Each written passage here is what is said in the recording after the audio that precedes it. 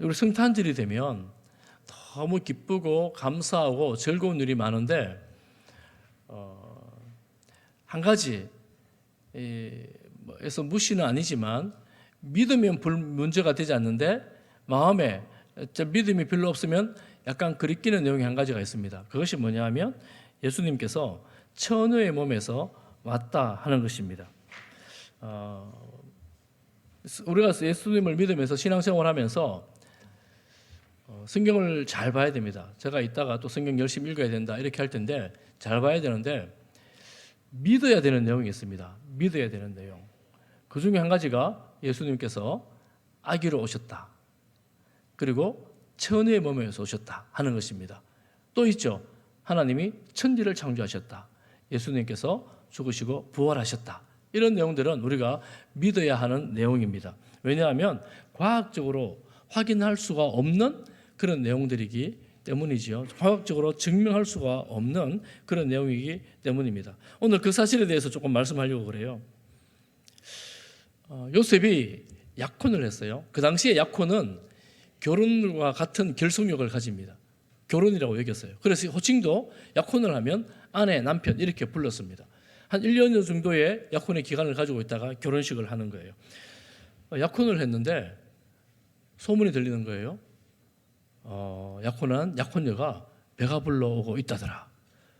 만났을 거 아니에요? 만났는데 아니나 다를까 이 배가 불러오는 거예요. 얼마나 신경이 쓰였겠습니까? 배가 불러오는 약혼녀를 보면서 아내를 보면서 맞구나 생각을 했습니다. 조용히 끊어야겠다 이렇게 생각을 했습니다. 조용히 헤어져야겠다. 오늘 본문의 말씀에는 성령으로 잉태됐다 이렇게 말씀하거든요. 예수님이 하나님의 아들이십니다. 하나님의 아들이신데 이런 식으로 처녀의 몸에서 성령으로 잉태된 것은 왜일까? 예수님은 왜 하필이면 아기로 즉 인간으로 이 땅에 오셔야 하셨을까? 왜 그랬을까요? 하나님이신데 신이신데 결론부터 말씀드리자면 죽기 위해 인간이 되셨습니다. 하나님의 아들 신은 죽을 수 없고 죽으면 안 됩니다. 신이 죽으면 그때부터 신이 아닌 거잖아요. 그래서 죽을 수가 없고 죽어서도 안 됩니다. 그러니까 예수님은 인간으로 오셔야 했습니다. 그 인간이 지금 예수님은 우리의 죄를 위해서 죽으시는데 죄가 있으면 죄 있는 인간으로 죽는다고 해도 우리의 죄를 용서하실 수가 없습니다. 왜 성령으로 잉태되어 처녀의 몸에서 오셔야 했는가? 죄 없는 인간으로 오시기 위해서 성령으로 잉태되었습니다. 혈통으로는 다윗의 혈통으로 와야 되잖아요. 우리가 지난주 족보를 본 것처럼 다윗의 혈통으로 와야 되기 때문에 다윗의 혈통 중에 요셉, 신실하고 의로운 사람 요셉을 혈통을 통해서 죄 없이 약혼한 마리아를 통하여 성령으로 오신 거예요. 아퀴나스, 유명한 신학자 아퀴나스가 이렇게 말합니다. 그리스도께서 성령으로 잉태되심으로 그의 신적 기원을 나타내셨다. 아기로 오셨지만 신적 기원, 곧 신이시다라는 것을 말씀을 하고 있습니다. 아기로 왔다는 것은 인간이다 이런 말입니다. 이런 방식을 통해서 죄가 없는 모습, 흠과 티가 없는 모습으로 이 땅에 오셔서 우리를 위해서 십자가에 죽으시고 부활하셨습니다. 그러므로 예수님은 우리의 모든 죄를 용서하시는 모든 조건을 완전하게 갖추게 된 것입니다. 히브리서 2장 14절 말씀에 보면 이런 말씀이 있어요. 자녀들은 혈과 육에 속하였다. 이 자녀들은 사람들을 말합니다. 사람들은 혈과 육을 다 가지고 있습니다.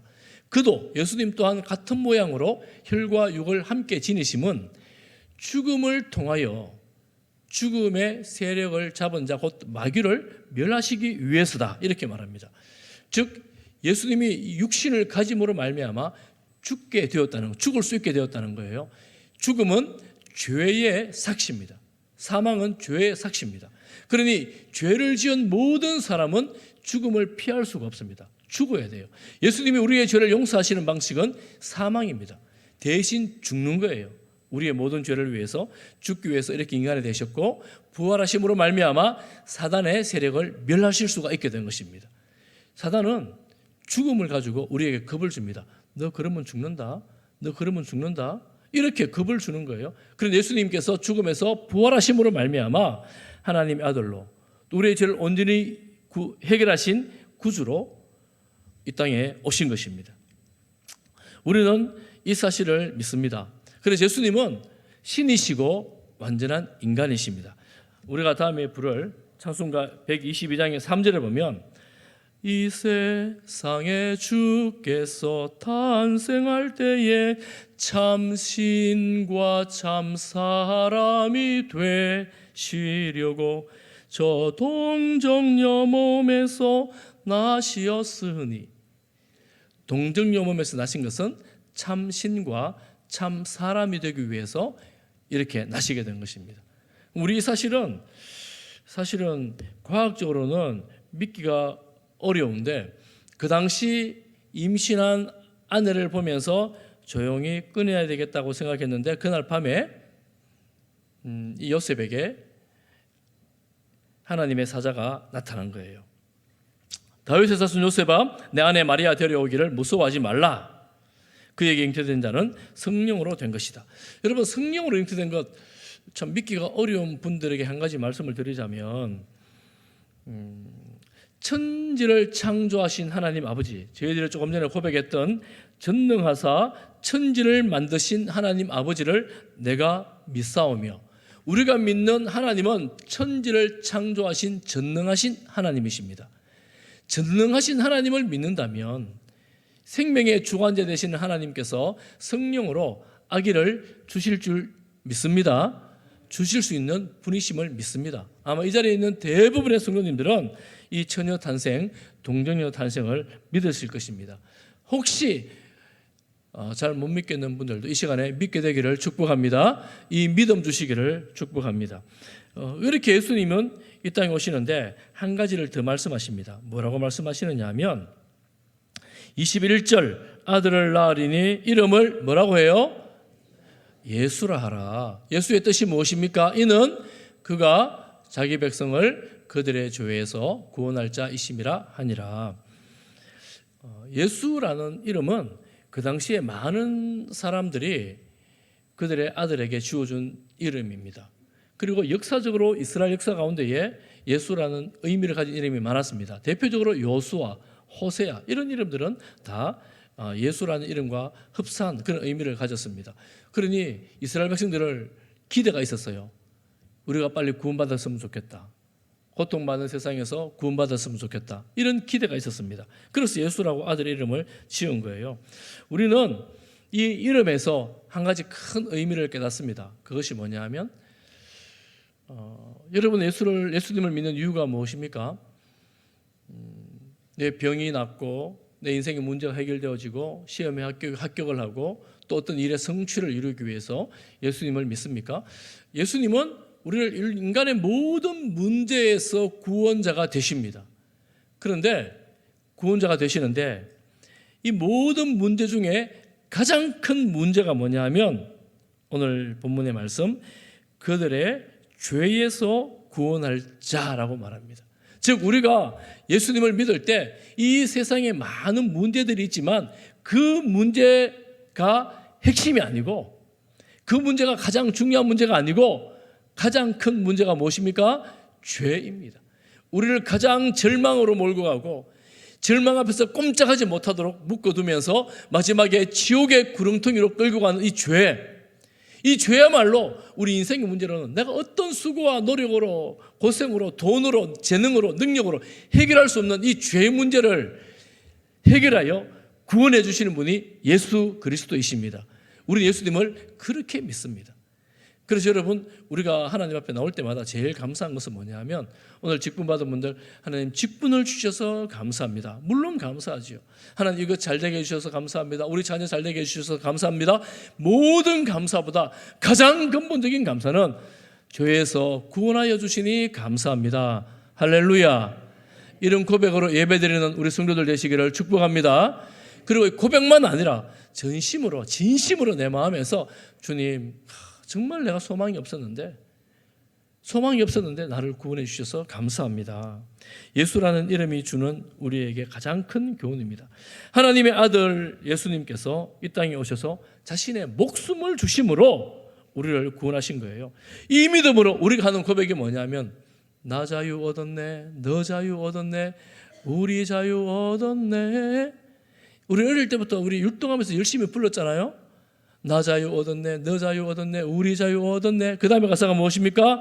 주 말씀하시길 죄사슬 끊겠네.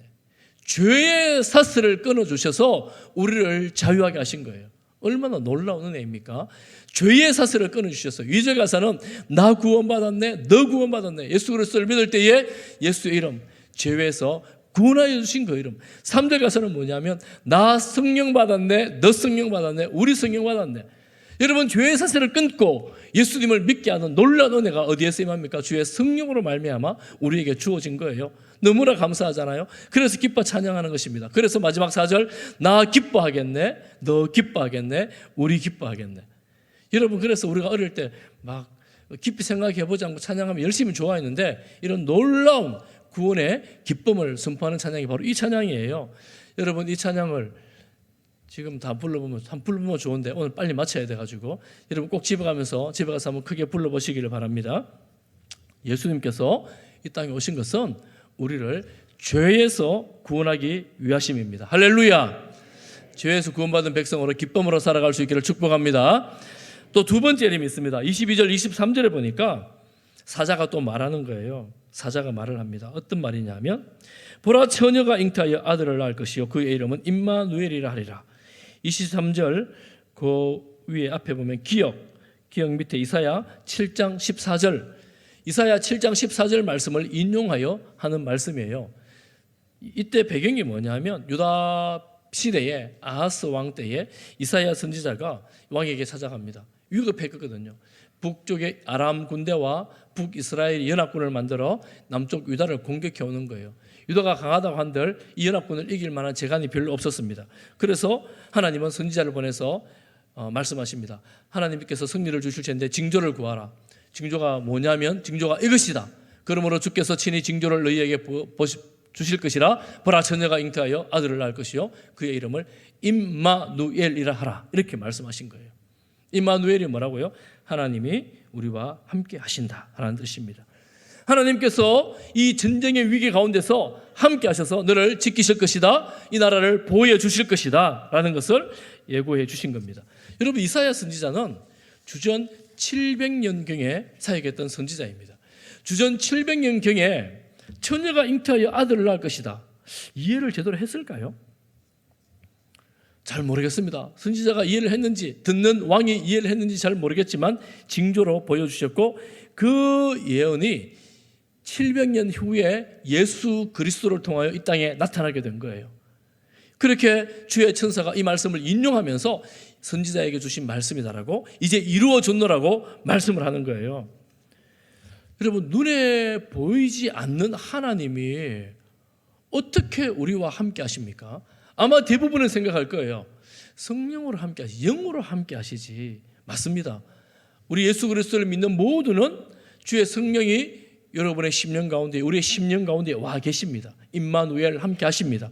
함께 하시는데 2000년 전에 아기 예수님께서 하나님의 아들이 아기 예수님으로 오심으로 그 당시에 혈과 육을 입고 있던 그들과 함께 하셨습니다. 실제로 눈에 보이는 하나님으로 이 땅에 오신 것입니다. 그래서 성육신의 역사는 이 세상에서 일어날 수 없는 크고 놀라운 역사였습니다. 예수님을 눈으로 본 거예요. 제가 한번 물어볼까요? 어떤 사람은 보여주면 믿는다 그러는데 예수님을 여러분 눈으로 인간의 몸을 입고 온 예수님을 눈으로 보면 잘 믿으시겠습니까? 지금 우리가 믿는 것보다 더 나은 믿음으로 살아갈 수 있겠습니까? 아니면 안 보고 믿는 우리가 더 나은 믿음입니까?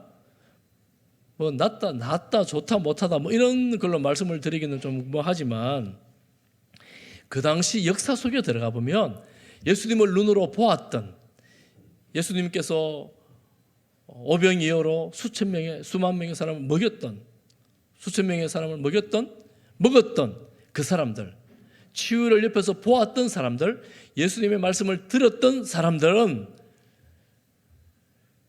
예수님을 배척했어요. 예수님을 따르지 않습니다. 십자가에 못 박으라고 군중 속에서 오히려 외쳤습니다.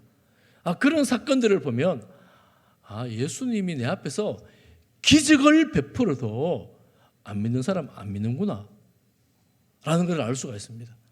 우리는 보여주면 믿는다 그러는데 보여줘도 안 믿을 사람은 믿지를 않습니다.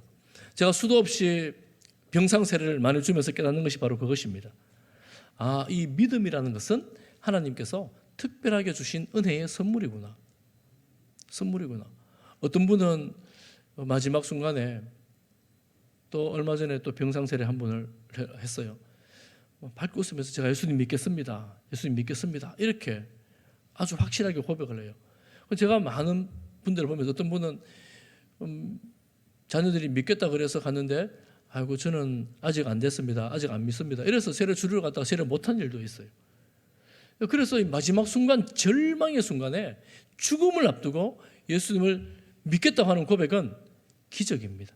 가장 약해진 그때, 가장 힘든 그때 이 죽음이라는 절망 앞에서 예수님을 믿게 되는 것입니다. 그래서 이 믿음의 선물, 예수 그리스도를 믿는다는 그 고백은 정말 위대한 고백이고 기적 같은 고백이고, 또한 더 기적 같은 것은 눈에 보이지 않는 하나님이 지금 오늘도 우리와 함께 하신다는 사실을 믿는 것입니다.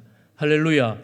오늘 이 자리에 하나님 함께 하심을 믿습니다. 임마누엘의 하나님이 여러분의 삶의 여정 가운데에 함께 하심을 믿습니다. 그런데 정말 중요한 것, 이 말씀을 들었던, 주님의 말씀을 들었던 요셉은 어떻게 반응할까?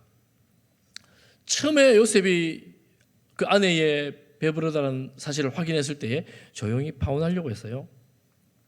그 당시에 약혼은 결혼과 같은 결속력이 있기 때문에 율법에 보면, 신명기 22장에 보면 사형할 수 있어요. 간음한 아내는 사형의 벌이 있습니다. 또 한 가지 선택지가 있다면 신명기 24장에 보면 이혼을 할 수가 있습니다.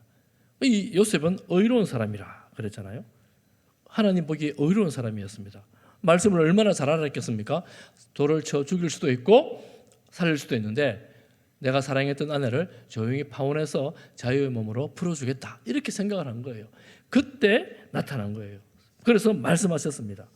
이 말씀을 꿈에서 듣고 요셉이 그 말씀을 따르기로 했습니다. 마음이 변한 거예요. 어떻게 하냐면 아들을 데려옵니다. 아들을 데려와서, 아내를 데려와서, 아들 아직 아들 안 낳았어요. 데려와서 아들을 낳기까지 동심하지 않았다, 이렇게 말합니다. 피 끓는 청년이 결혼 후에도 동심하지 않았다는 것은 정말 신실한 사람이라는 것을 또한 보여주죠.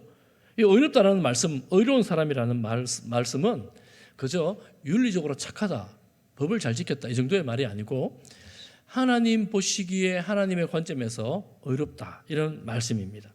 하나님께서 요셉을 볼 때 정말 의로운 그런 사람이었다는 거죠.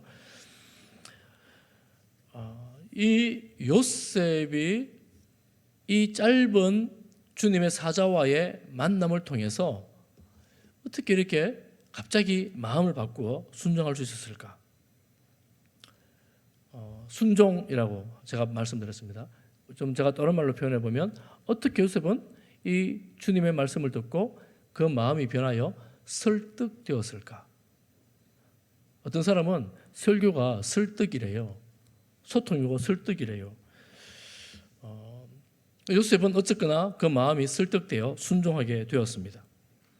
그는 자신이 가지고 있던 상식, 일반인들이 가지고 있던 상식을 뛰어넘습니다.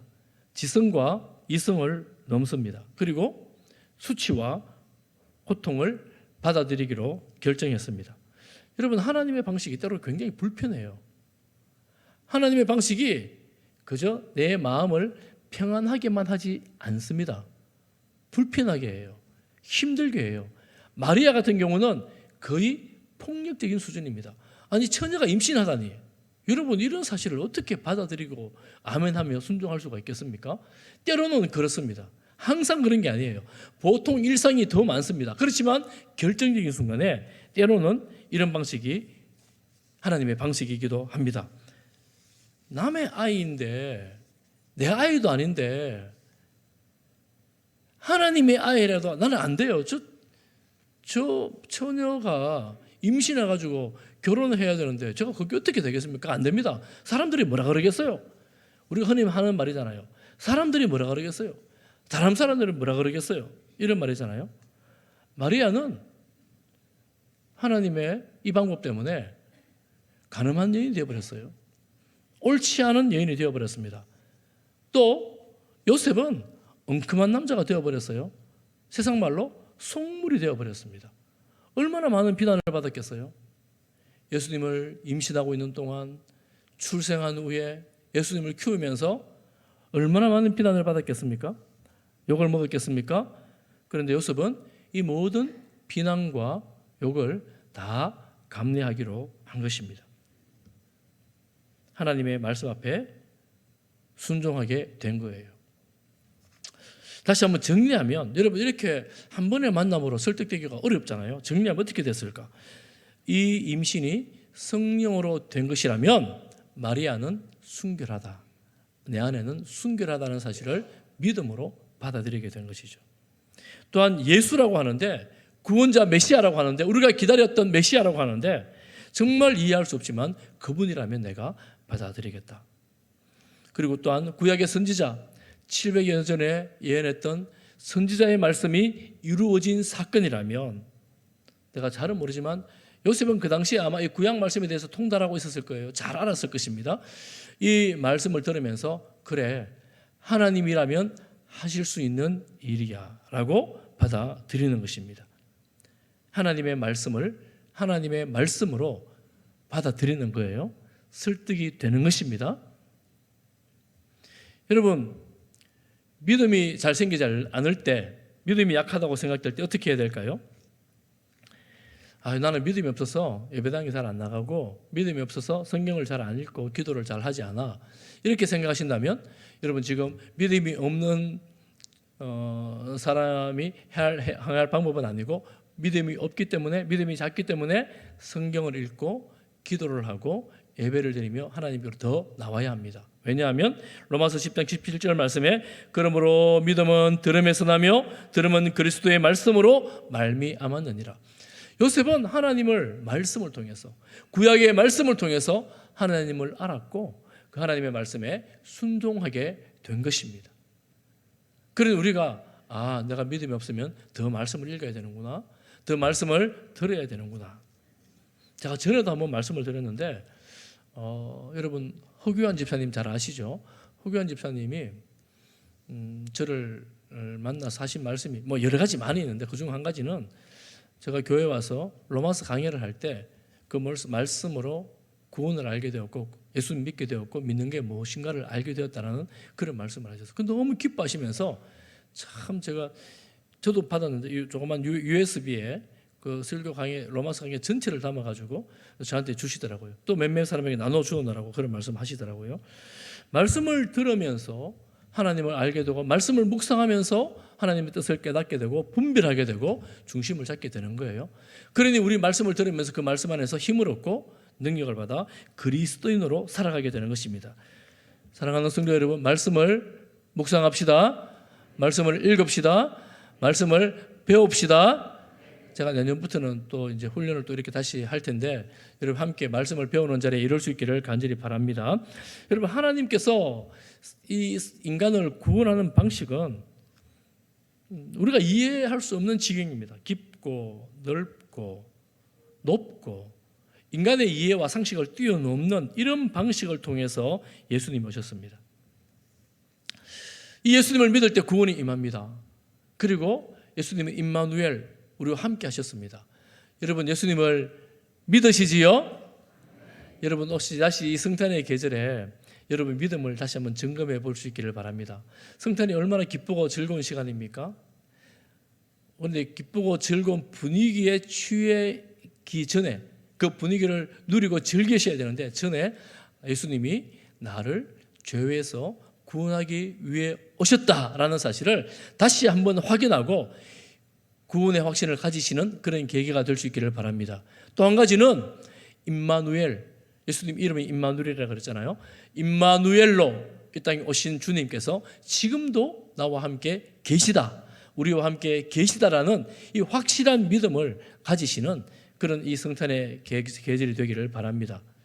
여러분 소그룹 하면서 이거 좀 한번 확인해 봤으면 좋겠어요. 오늘 소그룹 주일인데 예수님을 믿으시나요?